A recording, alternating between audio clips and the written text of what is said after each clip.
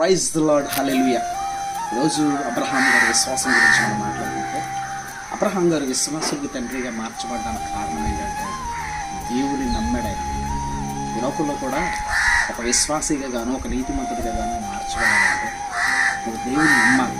ఎందుకంటే వాక్య ప్రకారంగా మనం బైబిల్లో చూసుకుంటే అబ్రహాము దేవుని నమ్మాడు. అది అతనికి నీతిగా ఎంచబడింది. ఒక నీతిమంతుడిగా నువ్వు మార్చబడాలంటే భక్తి జీవితంలో కానీ, విశ్వాస జీవితంలో కానీ, ప్రతి విషయంలో నువ్వు ఎదుర్కోవాలంటే ఆయన నమ్మాలి. ఆయన ఉన్నాడు, ఆయన కార్యం చేస్తాడని ఒక నమ్మకంతో, విశ్వాసంతో ముందుకు పోయినప్పుడు విశ్వాస జీవితంలో కూడా ముందుకు సాగిపోయేవాడిగా ఉంటాం.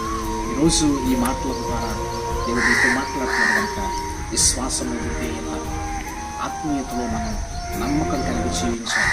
దేవుని పట్ల నమ్మకము, విశ్వాసం కలిగిన వారు అబ్రహాము వలె నీతిమంతులుగా ఆశీర్వదించబడతారు. God bless you. దేవుడు మిమ్మల్ని దీవించును గాక.